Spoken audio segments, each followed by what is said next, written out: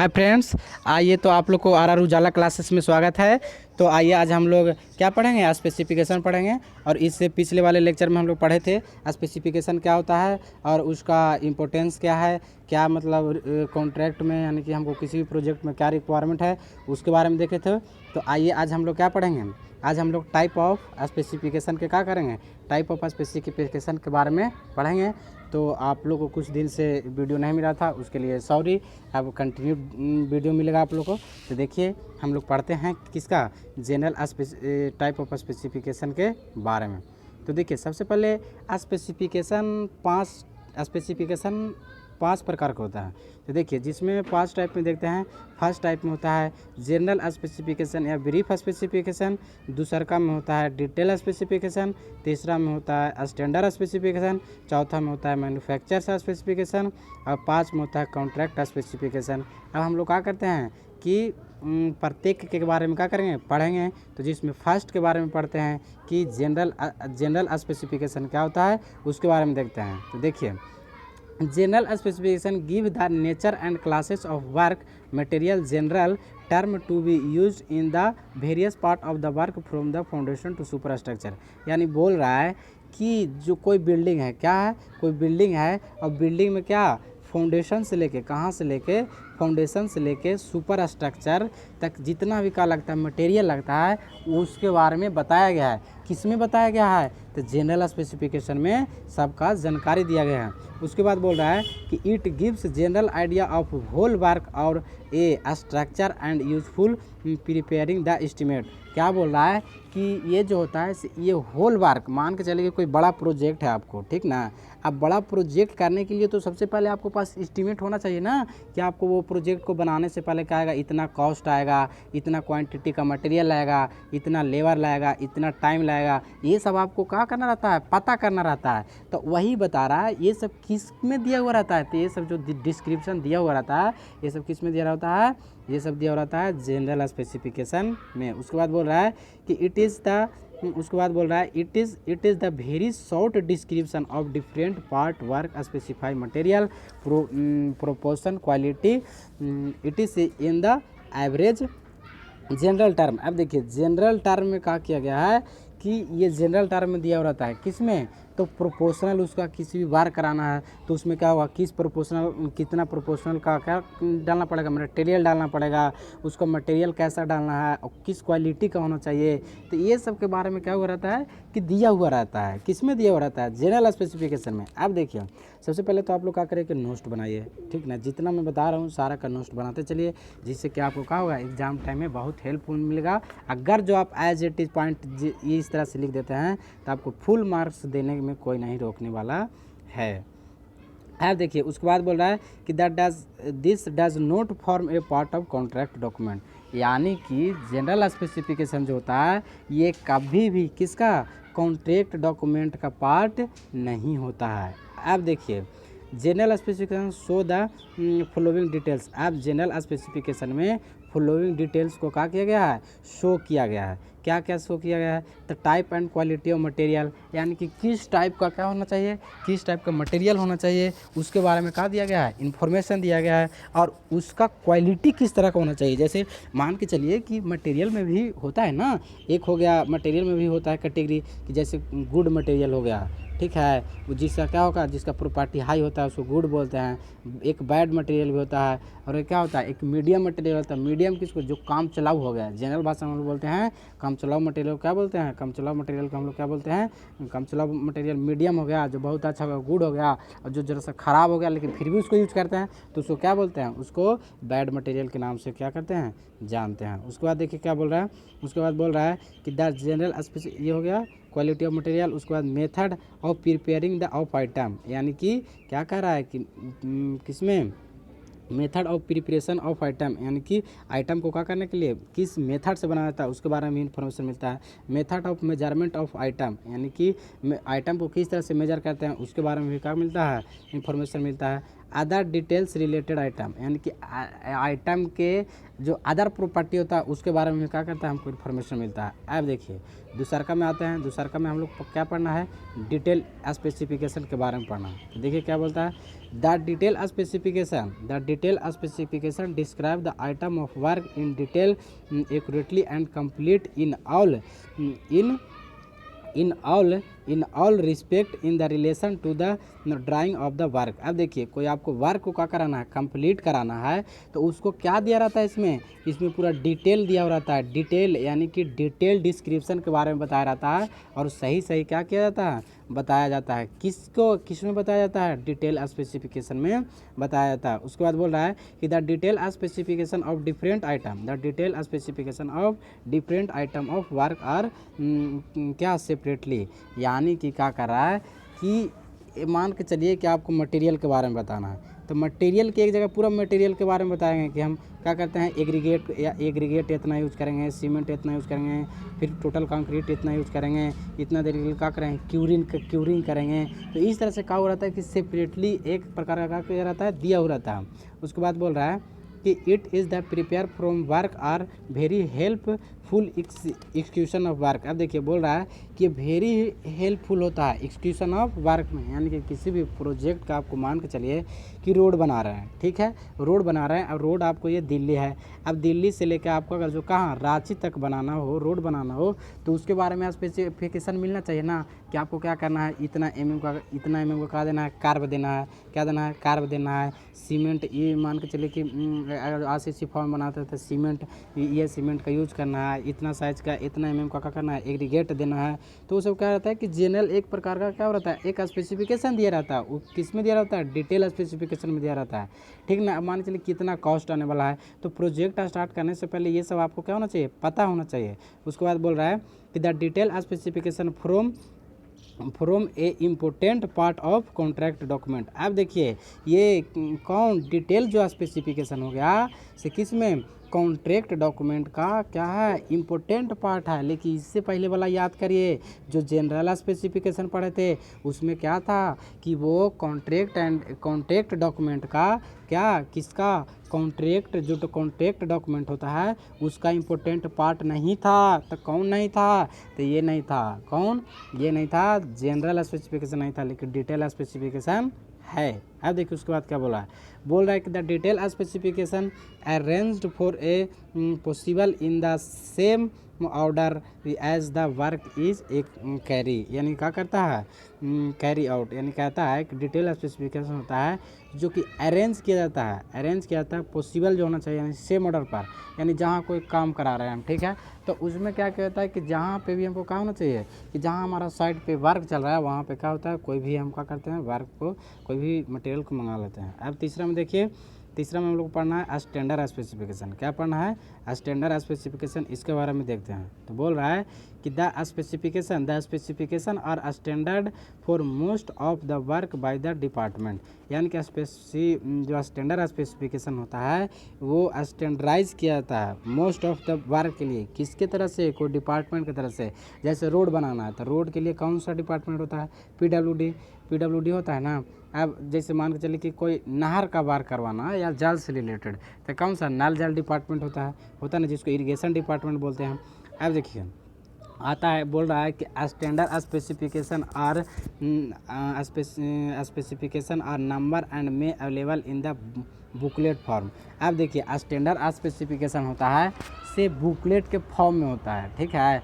मान के चलिए कि आप इरिगेशन डिपार्टमेंट में है, ठीक है, इरिगेशन डिपार्टमेंट में है, तो मान के चलिए आपको वाटर सप्लाई करना है या कैनाल बनाना है, तो उसके बारे में क्या आता है, एक बुकलेट आता है कि इस तरह से आपको क्या करना है, बनाना है, इस तरह से आपको वाटर को क्या करना है, सिंचाई के लिए, इरिगेशन के लिए क्या करना है, सप्लाई करना है। अब देखिए उसके बाद आगे बोलता है कि स्टैंडर्ड स्पेसिफिकेशन भी periodically revised in the include change in technique. अब देखिए बोल रहा है कि जो स्टैंडर्ड स्पेसिफिकेशन होता है ना, उसमें क्या होता है कि टेक्निक बदलते रहता है, क्या बदलते रहता है, टेक्निक बदलते रहता है, तो उसके तरह से क्या होता है कि चेंज होते रहता है। जैसे नहीं समझे, मान के चलिए कि अभी आप क्या किए होंगे, डिप्लोमा किए होंगे, या तो फिर क्या कर रहे होंगे, बीटेक कर रहे होंगे ना, तो क्या होगा कि जब आप बीटेक या डिप्लोमा कर लेंगे और इसके बाद जाएंगे, तो क्या होगा, इसके बाद जाने के बाद आपको क्या होगा आप कुछ नया सोचेंगे, मान के चलिए कि आप इरिगेशन डिपार्टमेंट में आपका जॉब लग गया, तो हमको पानी को हमको किस तरह से ज़्यादा सेव करना है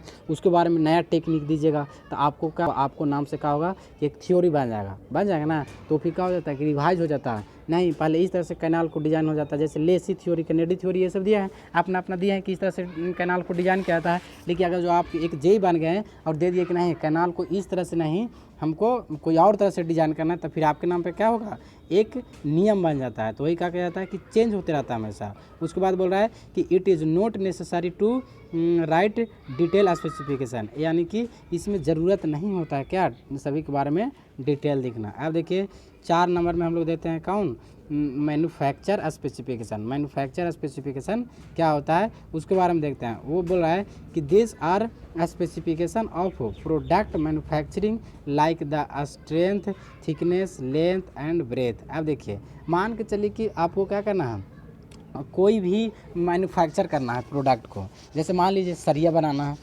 बनाना है तो उसको कितना एमएम का होना चाहिए, ये मतलब उसको थिकनेस हो गया, और क्या थिकनेस, लेंथ, ब्रेड्थ के बारे में क्या हुआ रहता है कि दिया हुआ रहता है ना। तो उसको हम लोग क्या बोल सकते हैं, उसको वो स्पेसिफिकेशन जो दिया रहता है किस में दिया रहता है, मैन्युफैक्चर स्पेसिफिकेशन में क्या हुआ रहता है, दिया हुआ रहता है। अब देखिए उसके बाद बोल रहा है property of product like steel, brick, cement. अब देखिए जैसे मान के चलिए कि आपको क्या बनाना है, स्टील बनाना है, ब्रिक बनाना है, सीमेंट बनाना है, तो ये सब जो बनता है ना, तो इसके बारे में भी तो स्पेसिफिकेशन दिया रहता है कि उसको क्या होना चाहिए, इतना लेंथ का होना चाहिए, इतना विड्थ का होना चाहिए, इतना का होना चाहिए, हाइट का होना चाहिए। तो ये सब के बारे में जो इन्फॉर्मेशन दिया रहता है वो किस में दिया रहता है, तो देखिए मैन्युफैक्चर स्पेसिफिकेशन में दिया हुआ रहता है। अब देखिए आगे देखिए क्या बोलता है, आगे एक आता है एक कॉन्ट्रैक्ट स्पेसिफिकेशन। क्या आता है, कॉन्ट्रैक्ट स्पेसिफिकेशन। तो बोलता है कि the specification written for a particular construction project give on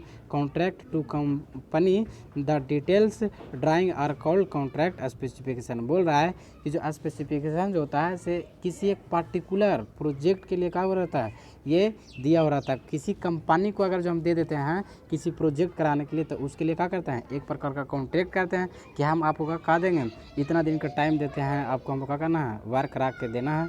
अब देखिए आगे बोल रहा है कि preparing detail specification of item of following civil engineering work. अब देखिए बोल रहा है कि जो क्या होता है कि प्रिपेयर करना है, क्या करना है, प्रिपेयर करना है स्पेसिफिकेशन बनाने के लिए सिविल इंजीनियरिंग वर्क में। ये इतना इंपॉर्टेंट क्वेश्चन है ना कि आपको हम क्या बता सकते हैं, यहाँ से तो हम एग्जाम में एक क्वेश्चन हमेशा रहना ही रहना है। अब देखिए उसके बाद बोल रहा है कि detail specification of building construction. तो हम इसमें सबसे पहले किस में देखते हैं, detail specification of building construction के बारे में देखते हैं। तो सबसे पहले देखिए क्या है, सबसे पहले देखते हैं कि general specification of first class building. अब देखिए बिल्डिंग को भी ऐसे जनरली दो तरह से क्या करते हैं, हम कहते हैं एक फर्स्ट क्लास का जो बिल्डिंग होता है और एक सेकेंड क्लास का बिल्डिंग होता है। तो उसमें हम लोग देखते हैं फर्स्ट क्लास के बिल्डिंग के स्पेसिफिकेशन के बारे में देखते हैं। मान के चलिए कि कोई बिल्डिंग है, ठीक है, कोई बिल्डिंग है तो इस तरह से क्या रहता है ना बिल्डिंग। उसी तरह से देखिए इसका स्पेसिफिकेशन पढ़ते हैं। तो सबसे पहले फाउंडेशन एंड प्लिंथ के बारे में देखते हैं। तो बोल रहा है कि foundation and plinth is first class brick in cement motor and cement concrete. देखिए जो फर्स्ट क्लास जो बिल्डिंग होता है उसमें जो हम लोग क्या करते हैं, सीमेंट मोटार जो करते हैं, सीमेंट मोटार का यूज़ करते हैं 1:6 का करते हैं, और सीमेंट कंक्रीट का कितना करते हैं 1:4। तो हम लोग जब एग्ज़ाम दिए थे तो उस टाइम पूछा था कि बताइए आपके अगर जो क्या करते हैं कि एक फर्स्ट क्लास बिल्डिंग का स्पेसिफिकेशन कर रहे हैं तो उसमें फाउंडेशन एंड प्लिंथ में सीमेंट कंक्रीट का प्रोपोर्शनल क्या हुआ रहता है। तो उसमें ऑप्शन दिया हुआ था 1, 2, 4, 1, 4, 6, 1, 4, 8। तो ये कौन सा आंसर हो जाएगा, ये आंसर हो जाएगा 1, 4, 8। अब देखिए उसके बाद आ गया था dam proof course. Dam proof course क्या होता है, तो डैम प्रूफ कोर्स के बारे में देखते हैं। तो बोल रहा है कि DPC shall be 2.5 centimetre thickness, यानी कि डीपीसी का थिकनेस कितना होना चाहिए, 2.5 सेंटीमीटर थिकनेस होना चाहिए। सीमेंट कंक्रीट 1:1.5:3 यानी कि 1:1.5:3 का क्या होना चाहिए, मिक्स होना चाहिए with 1 kg Impermo per bag of the cement और other standard water proofing material as specified and painted with 2 coats of building DPC provide 300 mm thickness. देखिए अब इसके बारे में हम समझाते हैं। डीपीसी डैम प्रूफ कोर्स जो होता है से सबसे पहले तो होता है कि 300 mm का कितना होना चाहिए, 300 mm थिकनेस पे क्या करना चाहिए, प्रोवाइड करना चाहिए। अब देखिए क्या होता है कि एक आता है, हम बताएं अभी कि क्या बोले कि इम्परमो हम किसको बोलते हैं, इम्परमो किसको बोलते हैं कि मान के चलिए कि सीमेंट हम लोग यूज़ करते हैं, क्या करते हैं जब सीमेंट को यूज़ करते हैं तो उसको में जो मटेरियल मिलाते हैं ना उसको हम लोग क्या बोलते हैं, इम्परमो बोलते हैं। अब देखिए सबसे पहले तो आप कुछ याद रखिए, चाहे नहीं इसको याद रखिए, डीपीसी का फुल फॉर्म याद रखिए, क्योंकि 2019 के पेपर जो हुआ था उसमें पूछा गया था, फर्स्ट शिफ्ट में जो हुआ था उसमें पूछा गया था कि डीपीसी का फुल फॉर्म बताइए, तो क्या होता है डैम प्रूफ कोर्स होता है, इसको कितने पर प्रोवाइड किया जाता है, 300 mm पर प्रोवाइड किया जाता है। अब इसका थिकनेस याद रखिए कि कितना होता है, 2.5 सेंटीमीटर होता है इसका थिकनेस होता है। अब देखिए उसके बाद आते हैं हम लोग सुपर स्ट्रक्चर, किस में आते हैं, सुपर स्ट्रक्चर में आता है। तो देखिए क्या बोला है, super structure shall be first class brick work lime motor कैसा कितना होता है सुपर स्ट्रक्चर का, लाइम मोटार जो होना चाहिए सो 1:6 होना चाहिए, और सीमेंट कंक्रीट कितना होना चाहिए, सीमेंट मोटार बोल रहा है। अब देखिए उसके बाद आता है line lintel over door window sill of RCC का होना चाहिए। उसके बाद आता है प्लास्टर वर्क, क्या प्लास्टर वर्क, तो generally plaster use in 12 mm thick, यानी कि जनरली प्लास्टर कितना का यूज़ किया जाता है, तो 12 mm थिक का। मोटार इज़ यूज, यानी 12 mm थिकनेस का मोटार को यूज किया जाता है। उसके बाद बोल रहा है कि देखिए उसके बाद एक होता है इंटरनल प्लास्टर, यानी कि अंदर से जो हम लोग क्या करते हैं, कोई बिल्डिंग है तो बिल्डिंग के जो अंदर से हम लोग नहीं कराते हैं छपैया कराते हैं, एक बाहर कराते हैं, तो जो क्या कहता है कि वही इंटरनल प्लास्टर वर्क जो किया जाता है सो 1:4 का किया जाता है, और एक्सटर्नल वर्क का जो किया जाता है सो 1:3 का। अब थिकनेस ऑफ डायमीटर, ये दोनों तो बहुत ही इंपॉर्टेंट है। जो हम लोग अंदर का क्या कराते हैं, जो हम लोग अंदर का प्लास्टर कराते हैं वो 12 mm कराते हैं, कितना कराते हैं, 12 mm कराते हैं, कितना कराते हैं, 12 mm हम लोग करवाते हैं। अब 12 mm करवाते हैं, और देखिए जो बाहर का करवाते हैं वो कितना करवाते हैं, वो हम लोग 18 से 20 mm का क्या करते हैं, करवाते हैं, क्या कराते हैं, तो प्लास्टर करवाते हैं, क्या कराते हैं, प्लास्टर करवाते हैं। अब देखिए उसके बाद क्या है, उसके बाद रूफिंग के बारे में पढ़ना है। तो रूफिंग क्या होता है, रूफिंग के बारे में देखते हैं। तो बोला है roof shall be RCC slab with insulation layer. आप क्या करते हैं कि रूफ को क्या करते हैं, आरसीसी स्लैब को क्या करते हैं, इंसुलेशन कर देते हैं, ठीक है। उसके बाद बोल रहा है कि height of room shall not be less than 3.7 metre, यानी कि रूम का जो हाइट होता है से 3.7 मीटर या 4 मीटर या तो फिर कितना 12 फीट से कम नहीं होना चाहिए। उसके बाद एक क्या बोल रहा है, उसके बाद फ्लोरिंग के बारे में पढ़ना है। उसके बाद तो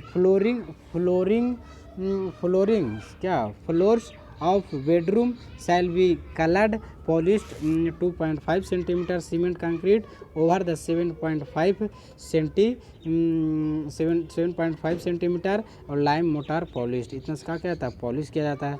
उसके बाद एक क्या कर रहा है, उसके बाद फिनिशिंग, क्या कर रहा है, उसके बाद finishing inside and outside shall B 12 mm thickness का, कितना 12 mm थिकनेस का सीमेंट लाइम प्लास्टर किया जाता है, कितना से किया जाता है 1:1:6 से किया जाता है ड्राइंग के माध्यम से। उसके बाद बोल रहा है बेडरूम, उसके बाद क्या बोल रहा है bedroom minus inside is distemper and other inside white wash 3 quotes, यानी कि कह रहा है कि जो हम लोग क्या करना है इनसाइड एंड आउटसाइड को जो सबसे पहले क्या कहता है कोट, यानी जो हम पुट्टी करते हैं ना जिसको बोलते हैं पेंट करना, तो उसको कितना कोट में करते हैं, तो 3 कोट में किया जाता है। उसके बाद बोला outside shall be colour washed 2 coat. अब जो बाहर होता है उसको हम लोग कितना में कोट करते हैं, तो दो में, एक क्या करते हैं, सबसे पहले एक क्या करते हैं कि 2 कोट में ही क्या करते हैं पेंट कर देते हैं।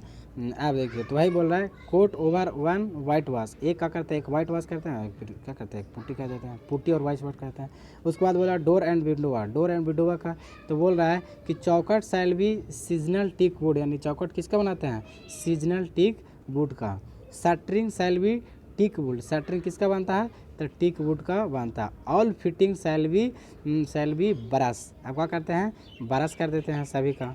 उसके बाद बोल रहा है कि door and window sill be varnishes और paint 2 coats with high classes paint over and 1 coat priming. देखिए कह रहा है कि जो हमको क्या होगा, जो डोर एंड विंडोवा होता है उसको क्या करते हैं कि 2 कोट में क्या कर देते हैं, पेंट करते हैं। अगर जो ज़्यादा हाई क्लास का है तो उसको 1 कोट में भी कर देते हैं। उसके बाद बोल रहा है कि window sill be provided with grease, अब विंडोवा में क्या कर देते हैं कि ग्रीस प्रोवाइड कर देते हैं। उसके बाद एक क्या बोला, उसके बाद मिसलेनियस के बारे में बोल रहा है। मिसलेनियस भी इसमें कुछ होता है, तो जैसे rain water pipe of cast iron. अब हम लोग क्या करते हैं कि रैन वाटर भी क्या लगाते हैं, तो किसका लगाते हैं, तो कास्ट आयरन पाइप का लगाते हैं। सेल भी प्रोवाइडेड, उसके बाद क्या करते हैं, प्रोवाइडेड करते हैं।